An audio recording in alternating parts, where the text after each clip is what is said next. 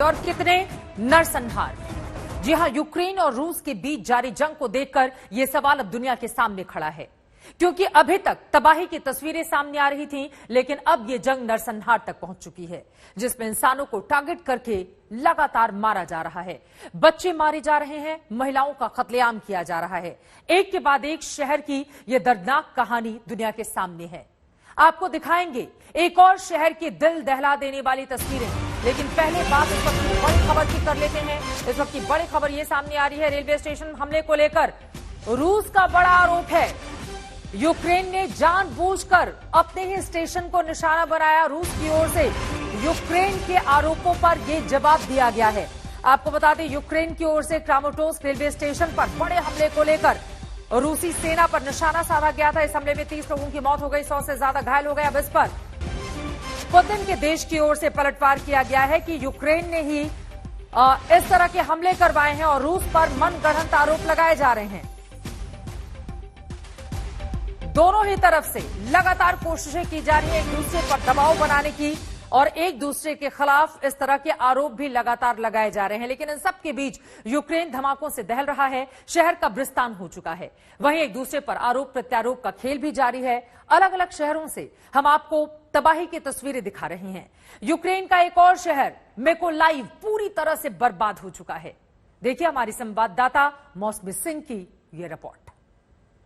Ukraine के दक्षिणी छोर से लगातार हम आपको सारी ग्राउंड रिपोर्ट्स दे रहे हैं। ओडेसा के बाद अब आज तक पहुंचा है मिकोलाइव। मिकोलाइव वो शहर है जो कि एक पोर्ट सिटी, एक दीवार बन के खड़ा है रशियन ट्रूप्स के सामने, क्योंकि अगर मिकोलाइव गिर गया तो इस युद्ध का अंजाम बदल सकता है। और ये भली भांति यूक्रेन भी जानता है, रशिया भी जानता है। मिकोलाइव महज खेरसोन से 50 किलोमीटर की दूरी पर है, जहां भयंकर लड़ाई चल रही है बॉर्डर पर। और खेरसोन पहले से ही रशिया ने ऑक्यूपाई कर लिया है। आप देखिए, हम उस रेलवे स्टेशन पर हैं जहां पे ये आप शीशों को देख रहे हैं, किस तरह से पूरे बिखरे पड़े हैं। रेलवे स्टेशन सुनसान, वीरान, और ये शीशे कुछ इस तरह से टूटे पड़े हैं, यानी कि रेलवे स्टेशन बंद है, क्योंकि यहाँ पे बॉम्बिंग हुई थी। यहाँ के गवर्नर ने जो है इसकी जानकारी दी यात्रियों को। आप देखिए, सारे दरवाजे कपाट बंद हैं, एक यात्री भी नहीं दिखेगा आपको। इक्का दुक्का पुलिस कर्मी जरूर नजर आ जाएंगे। और कुछ ये स्थिति है यहाँ पे रेलवे स्टेशन पे। लगातार मिकोलाइव जो है निशाने पर है। सी के रास्ते से यहाँ पे बमबारी की जा रही है। यहाँ के बाकी और बड़ी बिल्डिंग्स पे भी को निशाना बनाया गया है। कुछ गांव है जहाँ पे बमबारी हुई है। और ये देखिए, आप कुछ इस तरह से आपको नजर आएंगे, किस तरह से स्प्लिंटर्स और जो अटैक हुआ उसकी निशानी यहाँ पे लगातार इस रेलवे स्टेशन पर है। पूरी एरिया को कॉर्डन ऑफ कर दिया गया। जाहिर तौर पे लगातार मिकोलाइव जो है उस पर ये हमले का खतरा लगातार मंडरा रहा है। मौसमी सिंह की ये रिपोर्ट आप देख रहे थे। जहां तहां सिर्फ तबाही के निशाने वहां पर देखे जा सकते हैं। बूचा नरसंहार को लोग भूल भी नहीं पाए कि नए बूचा का खुलासा हो गया। यह है कीव ओब्लास्ट का बोरोदियांका इलाका। कुछ दिन पहले ही रूस के कब्जे से यह इलाका आजाद हुआ, जिसे अब बूचा पार्ट 2 कहा जा रहा है।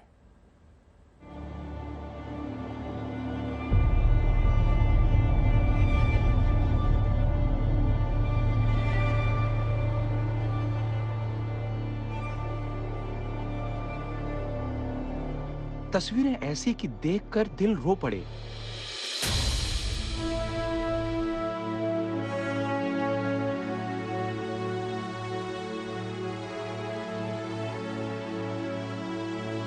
कीव से करीब 60 किलोमीटर दूर का बोरोदियांका इलाका।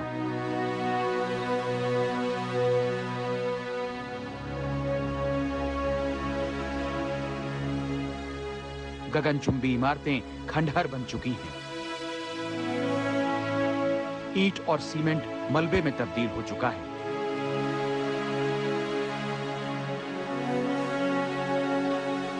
बिखर गया है लोगों का आशियाना और बिखर गए हैं बच्चों के खिलौने। बोरोदियांका के चप्पे चप्पे पर रूसी सेना के दमन के सबूत हैं। ये जोड़ी आंसुओं से भरी आंखों से उस इमारत को निहार रही है जो कभी उनका घर हुआ करती थी।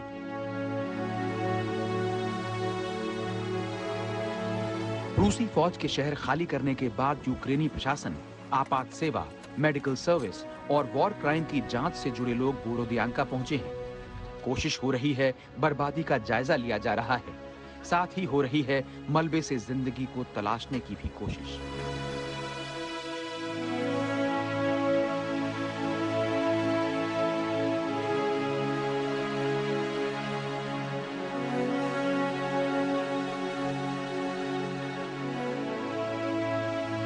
इस मलबे में जिंदगी तलाशने का प्रयास इस समय जारी है और एक तरह से इसे कहें तो जिंदगी जीतेगी, मौत हारेगी, यही जज्बा लेकर इस समय भी ये हेल्थ केयर वर्कर्स और इमरजेंसी वर्कर्स यहां काम कर रहे हैं।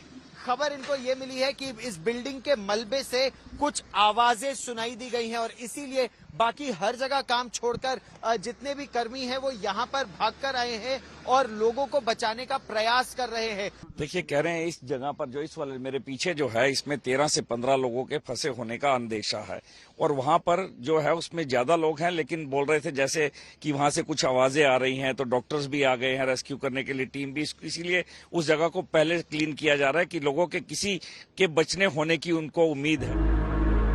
बोरोदियांका से रूसी फौज 31 मार्च को ही निकल गई थी, लेकिन शहर और यहां पहुंचने वाले रास्तों पर बिछी माइंस को साफ करने में यूक्रेनी फौज को करीब हफ्ता भर लग गया।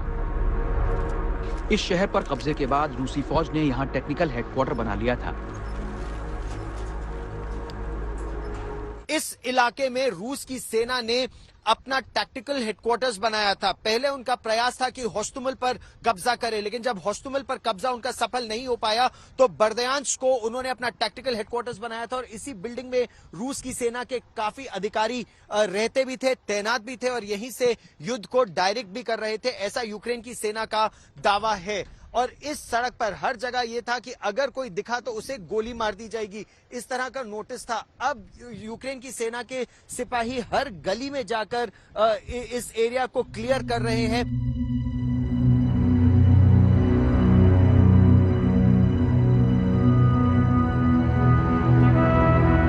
रूसी फौज जा चुकी है, लेकिन अपने पीछे जो छोड़ गई है उसे देखते हुए यूक्रेनी राष्ट्रपति ज़ेलेंस्की इसे बूचा पार्ट 2 कहने लगे हैं। Почались роботи ще й по розбору завалів у Бородянці.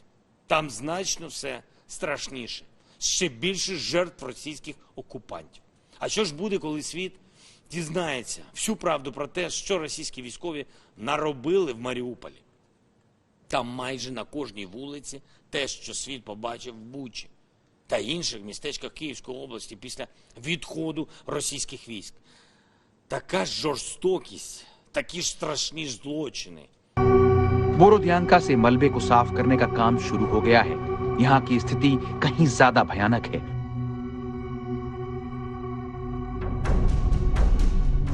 रूसी सैनिकों के यहाँ ज्यादा शिकार हैं। क्या होगा जब दुनिया को ये पता चलेगा कि मारियुपोल में रूसी फौज ने क्या किया?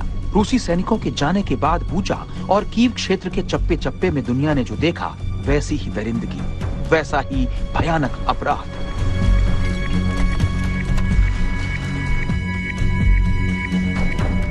ज़ेलेंस्की की आशंका की जांच के लिए वॉर क्राइम प्रोसिक्यूटर की टीम बोरोदियांका में मौजूद है।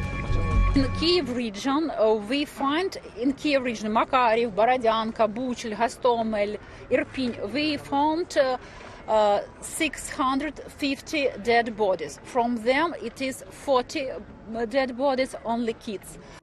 बोरोदियांका से अब तक 26 शव मिल चुके हैं। आशंका है कि मलबे से और ढेरों शव मिल सकते हैं, क्योंकि चश्मदीदों के मुताबिक हमले के वक्त कई लोग भाग नहीं पाए थे।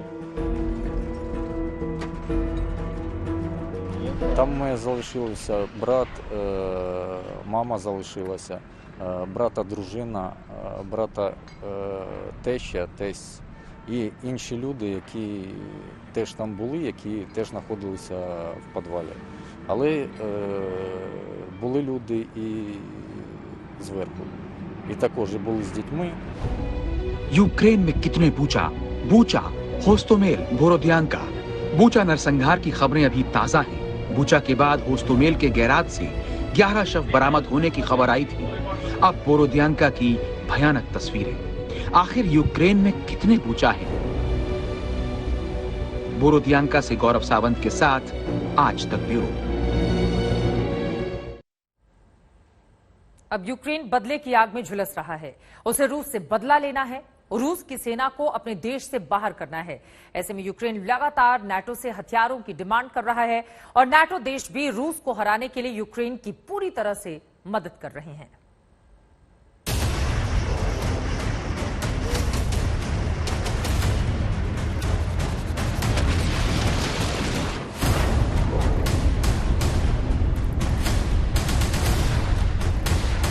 अभी यूक्रेन में और तबाही होनी बाकी है। अभी ये जंग और लंबी चलेगी। हमले बढ़ेंगे, धमाका बढ़ेगा, तबाही बढ़ेगी और शहर बर्बाद होंगे, जिंदगियां तबाह होंगी।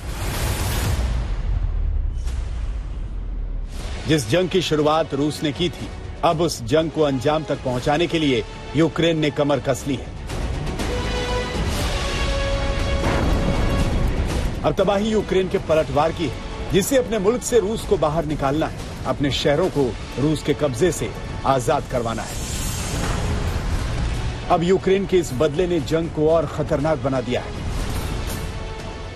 यूक्रेन मदद के लिए अब सिर्फ हथियार चाहता है ताकि वो रूस से अपने शहरों की तबाही का बदला ले सके। नाटो पूरी तरह यूक्रेन के कंधे पर बंदूक रखकर चला रहा है। यही वजह है कि वो हथियार देने में कोई कमी नहीं रखना चाहता।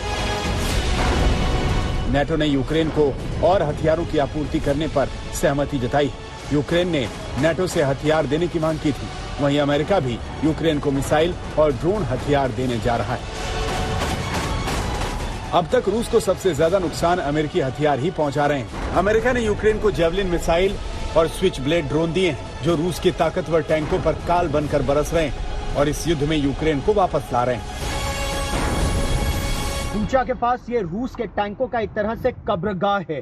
चाहे ये T-72 टैंक जो मेरे बगल में है या फिर ये इन्फेंट्री कॉम्बैट व्हीकल BMP-2, एक नहीं दो नहीं, इस तरह के कम से कम यहाँ पर 10 टैंक और बख्तरबंद गाड़ियां पूरी तरह से ध्वस्त पड़े हैं।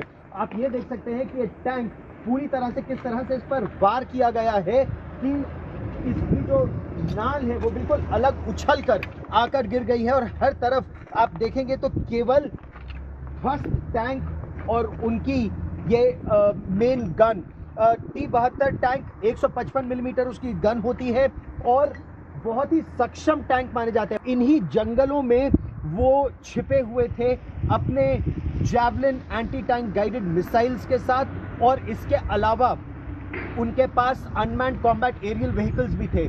तो दूर से रूस की गाड़ियों को आते उन्होंने देखा और एक तरह से उनको ट्रैप किया, उनको एक किलिंग फील्ड के अंदर लिया ना। वो इसके बाद एक दोनों तरफ चौड़ी सड़कें थी और यहाँ पर आके ये रास्ता संकरा हो जाता है और जैसे ही संकरे रास्ते में रूस की गाड़ियां आई तो दोनों तरफ से उन पर वार किया। ये सारी गाड़ियां दाएं बाएं, इन टैंक और बख्तरबंद गाड़ियों ने कोशिश की दाएं बाएं जाने की, वो सफल नहीं हो पाए और इनको एक तरह से चुन चुन कर मारा।